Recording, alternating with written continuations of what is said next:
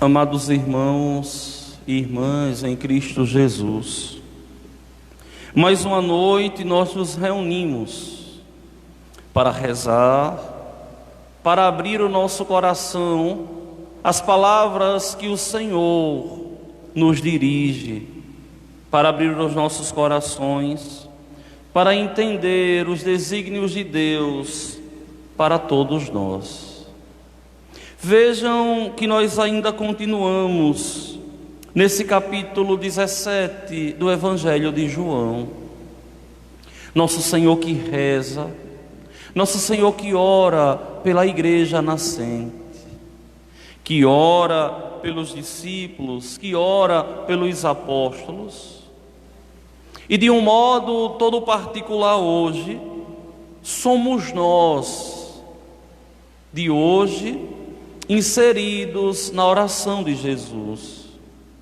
Vejam que o Senhor, ao rezar, Ele não só pensou nos discípulos, não só pensou nos apóstolos, mas pensou em toda a igreja na sua completude, em todos aqueles que lutariam para que Ele fosse amado, para que Ele fosse conhecido, para que todos os homens vencessem as tentações do inimigo.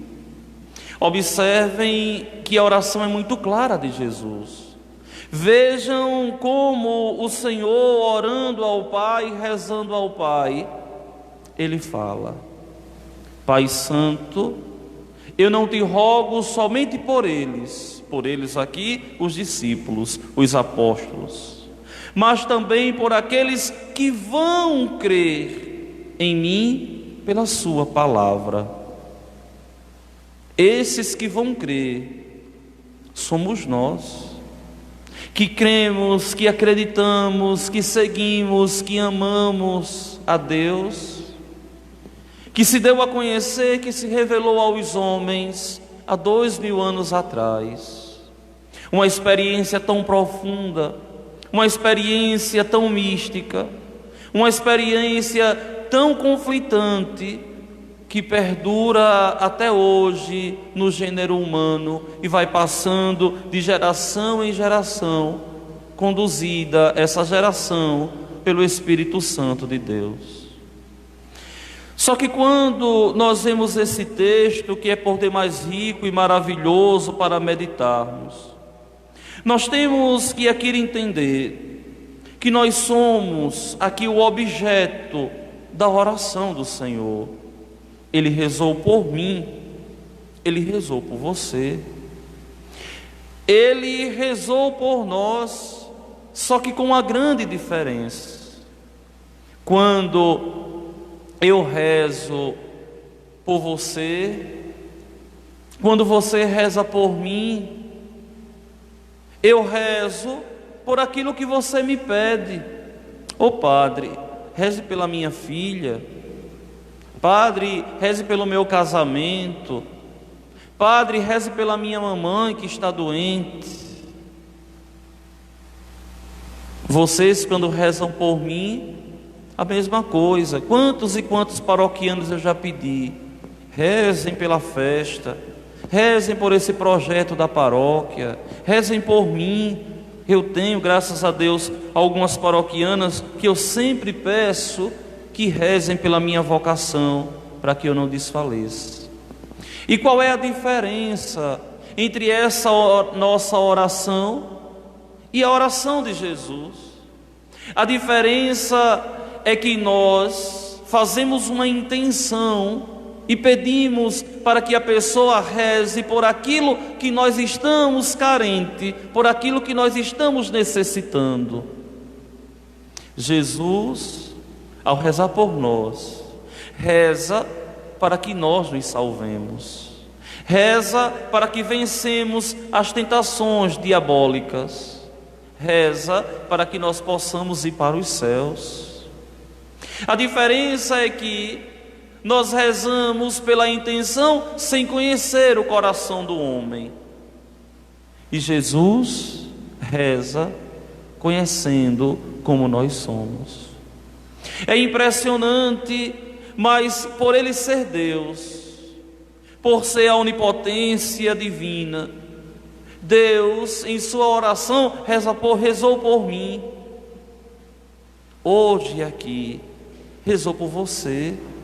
Nós somos frutos da oração do próprio Deus, que veio nos visitar, que veio nos resgatar, que veio nos devolver a vida eterna. Como não amar um Deus assim? Como não seguir um Deus assim? Como não ser dócil a esse Deus, que a única preocupação é que nós nos salvemos, não porque Ele precisa de nós para receber glória, porque Ele é desde sempre, mas porque nos ama, porque nos quer ver felizes, porque sabe que a nossa felicidade é perto dEle. Ninguém é feliz distante de Deus. Pode até ter alguns momentos ilusórios de felicidade, mas a felicidade do homem está em caminhar, em permanecer no Senhor. Observem que aqui o Senhor diz: eu rezo não só por esses, por os discípulos, mas por todos que vão crer em minha palavra, para que todos, os discípulos e nós, sejamos um. Como aqui ser um? Ser um no segmento. E o que me enriquece, e o que me alegra e anima, é de saber que aquilo que eu creio hoje começou a ser discernido pelos apóstolos, começou a ser vivenciado por eles. Que aquilo que hoje nós cremos foi aquilo que os primeiros cristãos creram no início da igreja, que não houve diferença, que não há diferença, que existe sim, de verdade, um catolicismo, ou seja, uma doutrina total em crer em tudo aquilo que Jesus deixou. Assim nós somos um. Assim, verdadeiramente, nós formamos um só corpo. E é tão bonito quando nós estamos diante do ministro sagrado, estamos diante do sacerdote, estamos diante do bispo, que são ministros ordinários da Eucaristia, estamos diante do diácono, estamos diante dos outros ministros, e nós vemos ali as palavras daquilo que nós somos. Quando nós nos apresentamos para comungar, que o ministro sagrado, elevando a hóstia santa, diz: o corpo de Cristo. É como se o ministro estivesse dizendo assim: ó cristão, lembra-te do que tu és. Lembra-te que tu és o corpo do Senhor. Lembra-te que tu não caminhas sozinho. Lembra-te de que tu vives uma comunhão dos santos. Lembra-te que tu formas uma única igreja, que é o corpo, que é a esposa do Senhor. E é tão bonito porque isso é muito bem explicitado na liturgia. Quando nós vemos a uniformidade do rito, quando um está de pé, todos estão de pé. Quando um está ajoelhado, todos estão ajoelhados. Quando um responde, todos respondem. Vejam que bonito. Por que isso? Porque nós expressamos que formamos um único corpo. E esse corpo é ordenado. E esse corpo tem uma razão. E esse corpo foi fruto da oração de Jesus. Uma grande unidade. É bem sabido por nós, sim, que existem peças desse corpo que não estão mais no corpo. Os nossos irmãos protestantes, que participam, que também formam esse corpo de Jesus, porém não caminham no caminho ordinário da salvação, e que nós devemos rezar para que eles também se convertam, para que eles creiam unicamente na doutrina como nós cremos, sem diferença nenhuma, e formemos verdadeiramente um só corpo, que tem uma única cabeça visível, que é o Santo Padre, o Papa, e que tem uma cabeça invisível, que é o próprio Senhor. Só que esse texto, sendo muito rico, e nos daria aqui verdadeiramente boas horas de meditação e de estudos, nos chama a atenção, porque o Senhor, Ele aqui fala em vários momentos, para que seja um, como nós somos um, para que Ele seja um. E por que tudo isso? Para viver essa unidade em Deus. Só que aqui não está só o desejo de Cristo e a boa vontade dos homens, não. Mas aqui está verdadeiramente o elo que nos sustenta, que nos mantém de pé, que nos faz crer em tudo aquilo que Ele deixou. E que elo é esse? É o amor.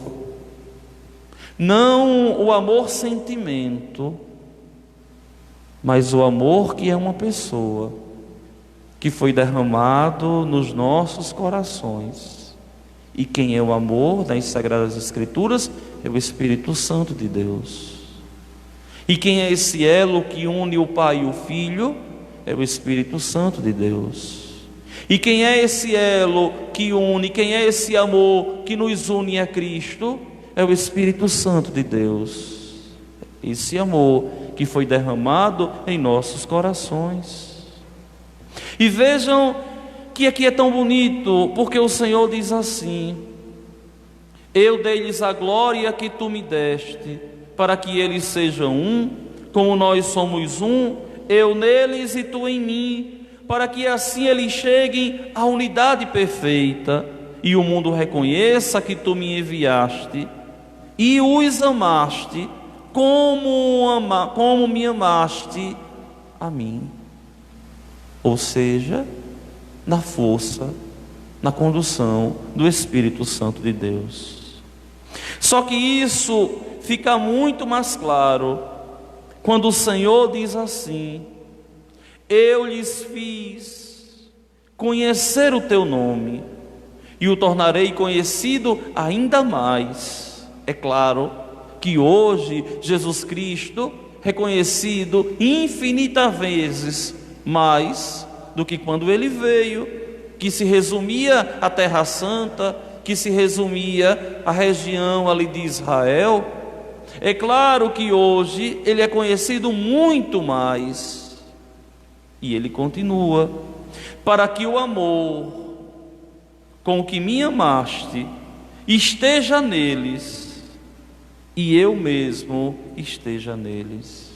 Ou seja, para que o Espírito Santo com o que está em mim também esteja neles. Para quê? Para agirem e para serem diferentes no mundo. Meus queridos irmãos e minhas irmãs, não tem como seguir a Jesus, não tem como seguir ao Senhor, se não existir amor nos nossos corações. Não tem como não seguir a nosso Senhor, se o nosso coração não for inflamado de amor por Ele. Um amor que nos aniquila, um amor que nos faz seguir sem muitas vezes entender. Um amor que verdadeiramente nos faz empreender obras em nome de Deus, uma grande aventura, sem saber onde vamos chegar. Não tem como você estar dentro da igreja, responder com um sim ao Senhor, sendo religioso, religiosa, seminarista, sendo padre, sendo bispo, sendo papa, se não existir amor. É preciso que exista verdadeiramente essa abertura para se deixar conduzir pelo Espírito Santo de Deus. É preciso ser dócil a Deus. E essa docilidade muitas vezes vai nos triturar, porque nem sempre aquilo que a gente quer é aquilo que Deus quer, porque nem sempre aquilo que a gente deseja é aquilo que Deus deseja, porque muitas vezes nós vemos que para amar a Deus nós teremos que fazer escolhas muitas vezes não tão agradáveis a nós. Só que uma coisa me alegra tanto, é porque nosso Senhor Jesus Cristo, Ele falou, Ele é fiel e cumpre a sua palavra. Eis que eu estarei convosco todos os dias, até o fim dos tempos. O Senhor está contigo, o Senhor está comigo, o Senhor conduz a sua igreja. E nesse momento, nesse tempo de pandemia, que nós somos chamados a nos esforçar muito mais para estar em Deus, é preciso que nós provemos o nosso amor. É preciso sim que nós façamos cumprir em nossas vidas o primeiro mandamento da lei de Deus: amar a Deus sobre todas as coisas. Eu conversava hoje com um padre que tenho muito carinho, meu companheiro, meu amigo de seminário, Padre Francisco, e vocês já conhecem, já veio aqui na paróquia várias vezes, e ele me relatava o drama que estão vivendo nas paróquias, as dificuldades, o povo sem comungar a Eucaristia, o povo disperso, o povo com tanto medo, com tanto caso, com tanta coisa. E eu no meu coração, conversando com ele, dizia: meu irmão, graças a Deus, nós só sabemos isso porque escutamos as experiências, mas não conhecemos ainda tudo isso, e haveremos de passar sem conhecer.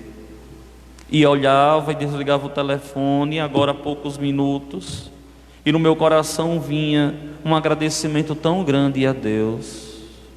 Como é bom ter um Deus que verdadeiramente nos ama, nos olha, nos conduz.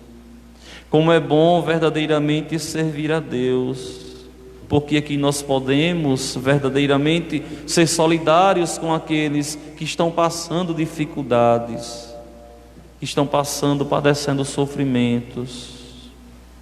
E muitas vezes nós somos tão ingratos.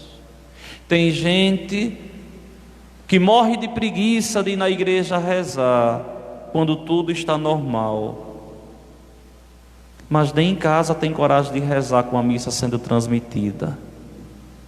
Tem gente que diz assim muitas vezes: a missa do Padre Washington demora tanto, mas não tem coragem de vir na igreja só comungar. Então o problema não é porque a missa do Padre demora, o problema não é esse. O problema é porque falta amor. Se assim não fosse, porque você não reza em casa. O problema está em você, que muitas vezes é rebelde, que muitas vezes não abre o coração, que muitas vezes fica encontrando desculpas para tudo, para não servir ao Senhor em espírito e em verdade, para não abrir espaço para o Espírito Santo de Deus e verdadeiramente amar o Senhor e as suas coisas, e a sua igreja e o seu rebanho. Observem, e eu acho tão interessante para mim, nesse tempo de pandemia, tantas máscaras caíram, porque as pessoas que eram fervorosas antes da pandemia, eu consigo ver ainda o mesmo fervor, e as pessoas que eram frias, que davam todo tipo de desculpa, ainda continuam frias, dando todo tipo de desculpas. Então o problema está na falta de fé, o problema está na falta de amor. Como eu vejo todos os dias e escuto, eu acho que nesses 54 dias que nós estamos celebrando a missa ininterruptamente aqui na igreja, eu acho que eu não fiquei um dia sem escutar um testemunho de alguém, ou sentindo falta da igreja porque é igreja, ou sentindo falta da igreja arrependido porque nunca vivenciou de verdade uma experiência de fé na igreja. Então, o que eu tenho a dizer a vocês hoje é: vamos abrir esse nosso coração. Você evangelize dentro da sua casa os seus filhos, convide as pessoas para assistirem à missa. Quando acabar a missa, puxem conversa sobre a pregação, sobre o que nós conversamos aqui. Busque falar das coisas de Deus, das coisas do céu. Pai, você é responsável para salvar a sua família. Mãe, você é responsável para salvar a sua família. Todos nós somos responsáveis de evangelizar e fazer o Senhor ser mais conhecido, ser mais amado, ser mais querido. Todos nós. E isso depende de cada um dos batizados. Então vamos, meus irmãos, não esmorecer na fé. E vamos continuar de coração aberto, pedindo ao Senhor que derrame sobre todos nós as graças e as bênçãos dos céus, para que quando chegue o término da nossa existência, nós possamos todos nos encontrar no reino dos céus, sem ninguém se perder. Que assim Deus nos ajude. Amém.